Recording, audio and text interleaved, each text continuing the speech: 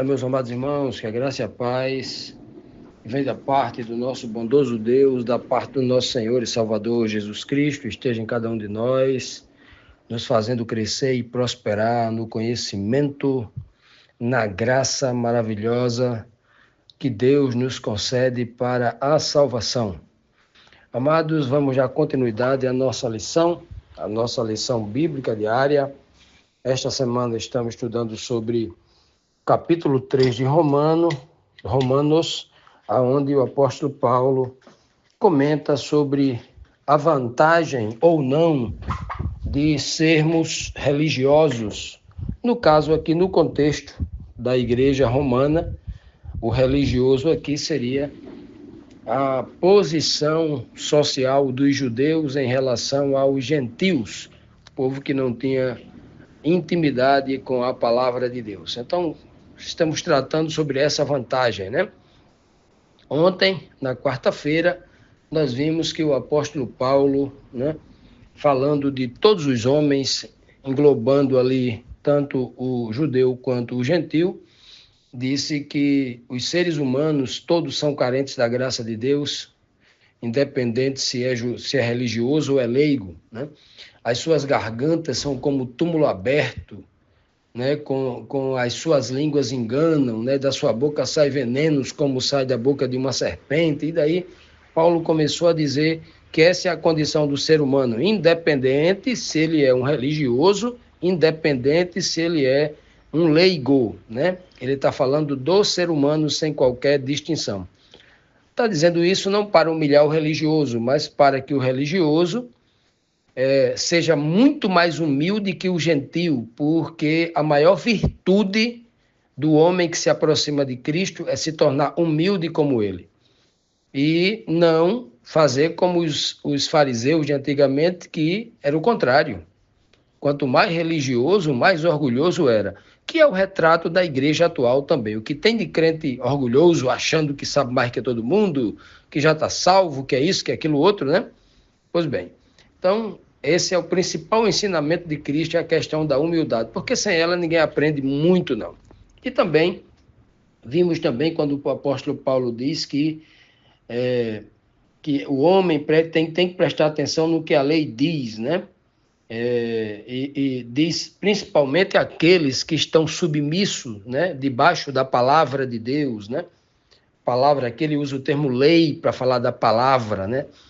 Lei não está relacionado a 10 mandamentos, mas a palavra, o termo Torá, lei ligado à palavra, no sentido de a escritura, aquilo que está escrito, né? O problema do religioso aqui é que ele estava preso à letra morta, né? Estava lendo a Bíblia não com o espírito, mas com o dicionário dos homens do lado, que é o problema da igreja atual também, né? E aí, Paulo deixa bem claro que diante desta lei, desta palavra, cale a boca de todo homem, né? Todo homem, né, esteja debaixo do juízo de Deus, sob o juízo de Deus. Pois bem, dando continuidade a esse raciocínio, aqui no capítulo 3 de Romanos, vamos então às perguntas de hoje, a pergunta 9 e 10, que diz assim: qual o papel da lei? O papel dela é justificar o obediente ou tornar o obediente uma pessoa consciente da maldade e do pecado? O papel da lei é justificar? Esse é o papel da lei? Ou o papel da lei é tornar a pessoa consciente do pecado? Ou seja, se ele conhece a Escritura, que diz assim, honra teu pai e a tua mãe, e não honra o pai e a mãe, esta lei o tornou consciente se ele está sendo obediente ou se ele está sendo um transgressor. Esse é o papel da lei? Ou o papel da lei é, olha, eu guardei o mandamento que diz honra teu pai e a tua mãe, e agora já tenho direito ao céu porque eu sou um justo. É assim? A lei justifica? Vamos ver o que o apóstolo Paulo diz, né? Pois bem, Romanos 3, verso 20 diz: portanto, ninguém será declarado justo diante dele, diante de Deus, diante de Cristo, baseando-se na obediência da lei, pois é mediante a lei que nos tornamos plenamente conscientes do pecado. Então veja que Paulo está dizendo, a lei tem um papel, a fé tem outro. No começo aqui do capítulo, final do capítulo 2 e no começo do capítulo 3, ele deixa bem claro que o homem é justificado pela fé e não pela lei. O papel da lei não é justificar ninguém, mas Paulo está dizendo aqui, e Paulo também não está anulando a lei, como muitos religiosos fracos mentalmente, desonestos intelectualmente, esse monte de pastorizinhos aí formado às pressas nas instituições dos homens, que não tem contato com a palavra de Deus, que não tem a coragem nem o discernimento de examinar a Bíblia por si só, fica repetindo a reza nos púlpitos. A lei passou, né? Eles dizem isso. A lei passou. O Velho Testamento passou. Aí fica cobrando o dízimo, que é uma doutrina exclusivamente do Velho Testamento. Melhor, eles nem conhecem a doutrina do dízimo, né? A maioria nem conhece. Não sabe que tem 10 mandamentos dentro daquela lei, que eles não conhecem, só conhecem Malaquias 3:10. Pois bem, então, por essa ignorância toda que a igreja evangélica atual vive, por não conhecer as Escrituras, vive de recortes, e os recortes que eles usam são baseados em discursos que outros pastores famosos pregou nos púlpitos, e porque são famosos, recebem todo o crédito. Ora, famoso por famoso, vamos acreditar no Papa de Roma, que sabe mais do que todo mundo, que ninguém tem um título, e nem a biblioteca, nem as universidades que eles têm. Se for por isso, eles são os mais sábios do planeta, não é mesmo? Pois bem, tem gente seguindo o pastor porque é famoso, porque a igreja é grande, porque ele é rico, porque não sei o quê, porque a universidade dele eu fui formado lá, passei... Não é assim, é Escritura Sagrada. Tem que ir para a Escritura Sagrada. O que tem de pastorzinho formado em teologia que não conhece nada da Bíblia, é o que eu tenho visto aí, tenho testemunhado aí, conheço centenas deles que nos consultam no Brasil e não conhecem a Bíblia. O que Paulo está falando aqui no livro de Romanos, assim como os ignorantes, doutores da lei do passado não entendiam, porque não tinham intimidade, harmonia espiritual com a Escritura Sagrada, não ia ler por si só, ficava lendo a Bíblia, entendendo pela cabeça dos outros. Aí, esse é o velho problema. Então, Paulo não está contra a lei aqui no livro de Romanos, em lugar nenhum das suas cartas. Ele está mostrando qual é o papel da lei. O religioso judeu achava que já era justo, já ia entrar no céu, porque guardava a lei, a letra da lei, a risca da letra, a letra morta, tornando-se um legalista, porque não entendia que a lei se entendia com o espírito e não com a letra morta. Vou dar um exemplo aqui sobre letra morta e risca da letra. Né? A letra, a risca, né? Ao pé da letra, como alguns dizem, né? Jesus falou assim, o que está escrito na lei? Não adulterarás. Eu, porém, vos digo que se você olhar para a mulher do seu irmão, do seu próximo, e desejar no fundo do seu coração em possuí-la, em ter relação sexual com ela, você já cometeu adultério. Ah, Jesus está anulando a lei ou tornando ela muito mais rígida no âmbito espiritual? Muito mais rígida. Em que sentido? No âmbito espiritual. Ele não está anulando a lei. Ele está dizendo assim, olha, a lei ela ocorre no espírito. Você tem que ter o desejo de querer guardar o mandamento. Né? Tem que ter o desejo do fundo do coração, porque se você não tem um contato físico, a letra morta, que é a nossa justiça, diz assim, olha, o assassinato ele só ocorre quando o corpo está lá estendido no chão. Se não houver um corpo morto no chão, não tem assassinato. Assim também via o judeu cego. Aí Cristo falou, não é assim não, rapaz, porque Deus não julga a carne temporária, Deus julga o espírito, a intenção, a índole, o coração do homem. Então, se você deseja, se a mulher deu oportunidade ou não a você, se você teve a oportunidade de adulterar com ela, é o desejo do seu coração. Se você tem um desejo profundo, faltando apenas a oportunidade, você já é um adúltero. Então Paulo vai seguir esse mesmo raciocínio de Cristo lá no capítulo 7 de Romanos, ele vai chegar lá, né? Ele diz assim, a lei é espiritual. E ele está dizendo que o papel desta lei espiritual é que eu a raciocine em meu espírito. Inclusive, isso é a nova aliança. A nova aliança não é anular a lei. A nova aliança é colocar esta lei no entendimento, no espírito. Isso é nova aliança. Está lá escrito em Jeremias 31, 31, em Hebreus aqui capítulo 8, versículo 12, capítulo 10, e Paulo vai repetindo isso muitas vezes, né? Falando, principalmente, puxando a orelha do religioso judeu preso à letra morta, né?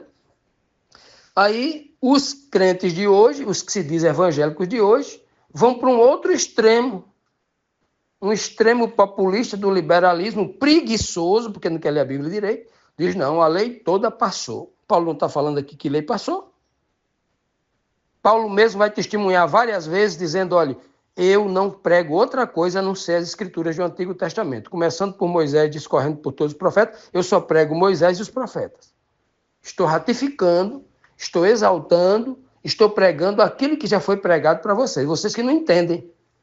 Porque estão presos à letra morta, não entendem a mensagem espiritual das Escrituras. É o que Paulo está ensinando.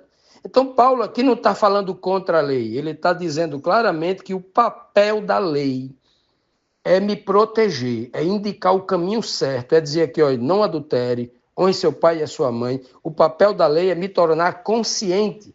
E se eu não sou um homem consciente, jamais eu serei um homem espiritual, porque a consciência é o salão de reunião do homem espiritual. Continuando, meus amados, vamos aqui para a 10ª pergunta que diz: que boa nova surgiu na boca, né, do apóstolo Paulo para aquele que já era obediente à lei, mas não era ainda suficiente para ser declarado justo? Ou seja, o que Paulo vai ensinar como boas novas, ou como a boa nova, relacionado à lei, graça, fé? Paulo vai falar sobre isso, relacionado àquele que já tem um conhecimento com a palavra, né? Paulo vai dizer, deixe de obedecer à lei, é isso que Paulo vai dizer? O que Paulo vai dizer sobre esta lei para aquele que já tinha, que era religioso, já tinha um conhecimento da palavra? O que é que ele vai dizer aqui? Romanos 3, 21. Mas agora se manifestou uma justiça que provém de Deus, independente da lei, como diz o texto aqui, da qual testemunham a lei e os profetas. Quando ele fala a lei e os profetas, a lei aqui, ele está falando os escritos de Moisés, a Torá. Ele está dizendo aqui, ó, veja que a palavra lei que nós estamos falando aqui não está se referindo a 10 mandamentos, mas às escrituras. Lei com L maiúsculo aqui se refere aos 5 livros de Moisés. Lei com L minúsculo, aqui falando de todas as escrituras, tanto o livro de Moisés quanto as escrituras dos profetas, os salmos, os provérbios, Isaías, Jeremias, tal, isso são leis, ok? Então, é o que Paulo se refere aqui, é o conhecimento, porque do livro de Gênesis ao Apocalipse estão repletos de mandamentos, de orientações, de estatutos, de preceitos, com essas discriminações bem detalhadas na Escritura Sagrada, né? E também os juízos, que não se prega também mais hoje nas igrejas, né? Porque é doloroso demais para os ouvidos tão sensíveis desses crentes populistas, né? Que só falam em dinheiro, em prosperidade, em promessa, em coisas agradáveis aos seus ouvidos. Pois bem, então o texto aqui de Romanos 3, 21 é claro, dizendo assim, olha, em Cristo agora se manifestou uma justiça, ou a justiça, segundo a própria Escritura do Antigo Testamento, que se manifestaria a justiça, que antes a justiça dele, como é que eles buscavam a justiça? Baseado em liturgias, em ritos. Quando o sujeito pecava, ele ia buscar a justiça através da expiação do seu pecado, pagar a dívida do pecado que ele tinha cometido. Aí ele pegava um cordeirinho, ia lá no templo, matava, para aquele cordeirinho morrer no seu lugar e ele ficar livre das consequências do seu erro, do seu pecado, né? E ser perdoado, ser expiado, né? Perdoado o seu pecado. Era assim. Aí Paulo fala, não precisa mais matar cordeiro, não, porque em Cristo Jesus surgiu uma justiça que não precisa mais pegar a obra, a coisa física, pegar um cordeiro e ir lá matar. Não, agora é pela fé. Então, se você tem fé, basta você entrar no seu quarto, fechar a porta, orar ao Senhor. Senhor, eu quero que o Senhor me perdoe. Eu estou muito triste pelo que eu fiz. Eu transgredi o teu mandamento. Eu pequei contra o Senhor, porque o pecado é a transgressão da lei, né? Está lá em João 3. Então, 1 João 3. Então, diz assim, olha, o pecado é a transgressão da lei. Então, eu pequei contra o Senhor, me perdoe. Eu te peço em nome de Jesus, que é o meu intercessor, que é o meu advogado. É assim que a Bíblia ensina.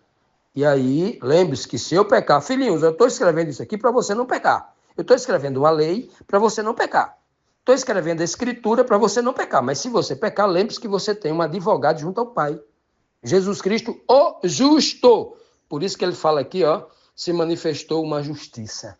A justiça de Deus se manifestou na pessoa do seu filho, mostrando que agora não era mais um cordeiro, não era mais o azeite, não era mais a flor de farinha, não era mais os ritos daqueles religiosos judeus lá no templo. Agora não era mais na carne do animal morto, não era mais na carne das pessoas, agora era no espírito. Por isso que Paulo o tempo todo está fazendo essa dicotomia carne versus espírito, letra morta, coisa física versus entendimento, espírito, o tempo todo nas cartas de Romanos, nas cartas aos Coríntios, Filipenses, Colossenses, o tempo todo a gente vê Paulo tratando dessa dicotomia carne versus espírito, né? Parece que os crentes não perceberam isso, que ainda continua preso à letra morta, a coisa física, quando a grande revelação, a grande palavra, o grande entendimento está no espírito. O tempo todo Paulo está falando nisso. Então, quando ele diz que, mas agora se manifestou a justiça em Cristo Jesus, né, que provém de Deus, que é Jesus Cristo, independente da lei, a lei continua ali escrita. Essa justiça é algo a mais, porque a lei, agora, ela já existe ali, o conhecimento dela já existe. Agora, não adianta eu ter o conhecimento da lei se eu não coloco ela em prática.